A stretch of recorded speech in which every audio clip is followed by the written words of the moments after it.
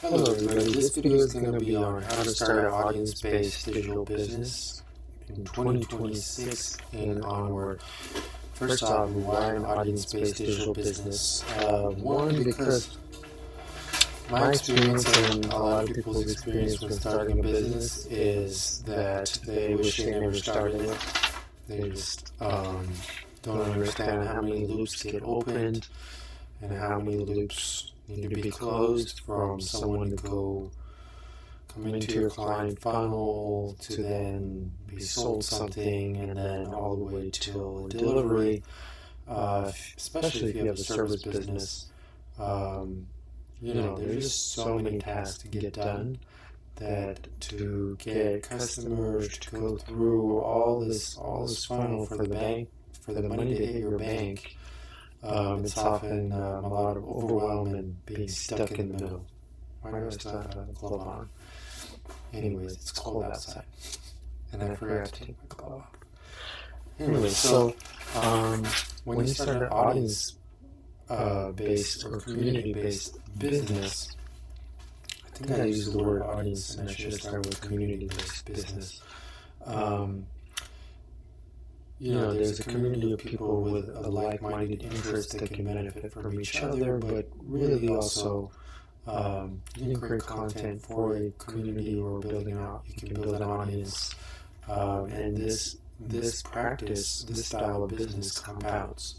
So Naval Ravi would consider this a coding content business. One of really smart venture capitalists who suggests how to move with leverage and make a lot of money. So yes, you do need an audience. Without an audience, you need distribution, and it can get expensive if all you have is you don't have an audience and you have to pay for ads. So the beauty of building a community around an interest that you have is over time your content is going to grow. But the issue is you need a business that you need to solve problems. So I think the best approach is a double-edged approach, because if on the one hand you have a great product and you don't have any distribution, it doesn't matter. Well, maybe if your product is so damn good that people are just talking about it, that's ideal. I'm not putting that aside, but in some way, shape, or form, that product is going to need to see eyeballs, and content is a great free way to do that right now. So how would you start? The business idea is just a bet, and I think the critical thing that is missing in a lot of startup advice is that all ideas are just a bet. Nobody really knows, especially if you're doing something that you know that is valuable to you, or you think it might be valuable to a lot of people, but no one's ever seen it before. Well, you're going to go off of your own value system and radar and see if it catches on. But also, let's say you just built an audience just based on interest. That's a lot of leverage, where then you can find out in what ways or what your audience needs, because you can get in a conversation with them by just asking them what is more valuable. So audience or product, which one comes first? I'm thinking that alignment comes first. So what are you going to research and develop over the years? So for that, I have a process inside my course called Ikigai AI, which the old Ikigai model I think is severely outdated. But just making sure you have a good bet, you have a good foundation by eliminating business ideas that can be automated, non-entering trends where you don't have a research and development advantage because you're not interested in it. You don't like to think about the topic, you're not interested in it yourself, then that's going to be a no-go. If the problem isn't growing, if it's already being solved, it's a shrinking market or a dying or disrupted market, no-go. And then from these ideas, I suggest that you filter down to the most impactful ones, because We're humans, our time here is limited, and what you do, what you pick matters, and going for things that are impactful, I think just serves the world in the correct and right way. So then I suggest that you narrow down to 2 bets. Why? Because the bet you take can drastically improve how easy or hard that income vehicle is. But if you do too many bets, then now you're looking at issues with mental bandwidth and also chasing 2 birds and not catching any.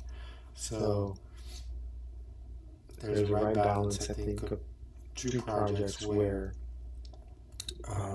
you're able to pivot if another venture is just so much and vastly easier. And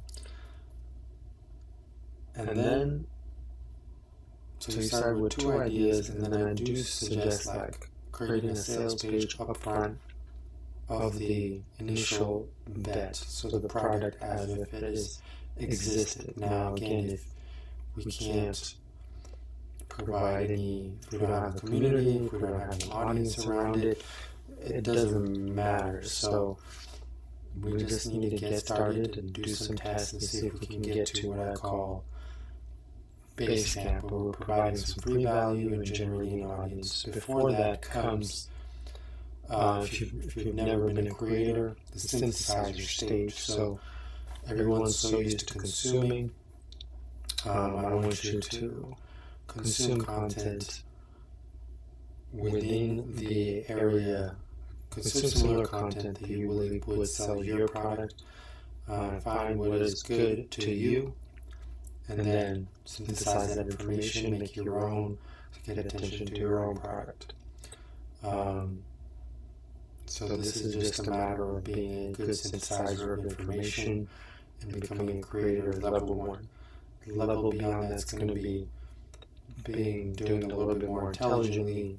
We can talk about that later, intelligent imitation, but all these strategies just get you to the base camp, which is where now we can really look at the 2 sides of the equation of the catch-22. Number 1, we're generating an audience and we have a sales page. So now we can promote that sales page, see how well it does, and that's just more data.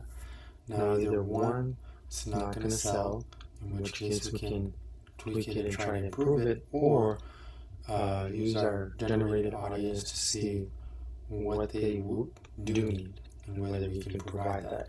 So again, I suggest picking 2 areas of interest to begin with, and then getting to the level where you turn your best content into lead magnets, to then get the opportunity to have a long-term relationship with people, and then you do, based on the data, you build the products that are being purchased, and then you just keep growing the system.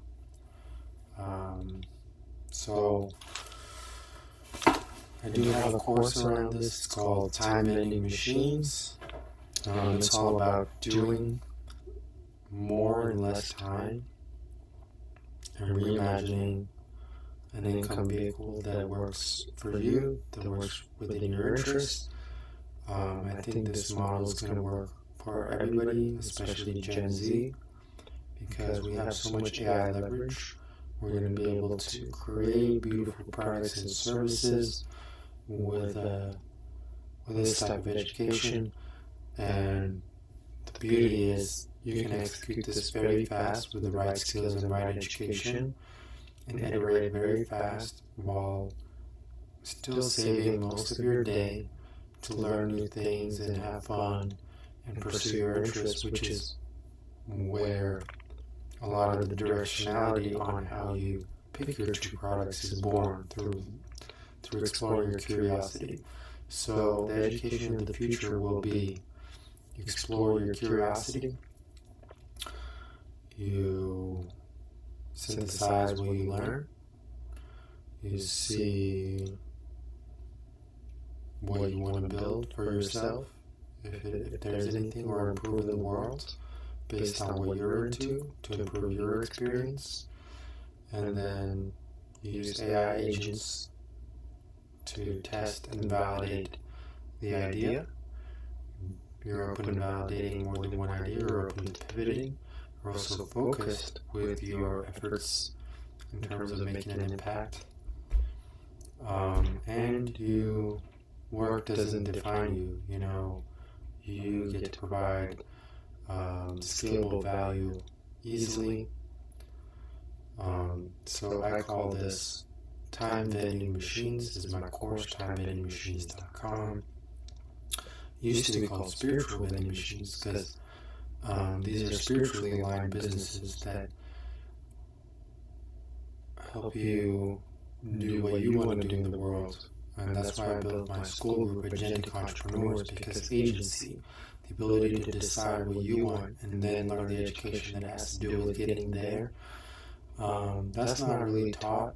And then people are ending up having to do something they're absolutely not interested in, to trade money for survival because they don't realize they have other options. So you can earn a lot more.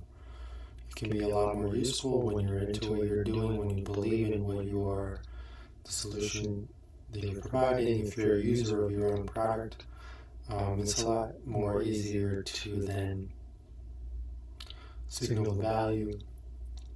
But the education for this doesn't exist. The education is just to be a worker.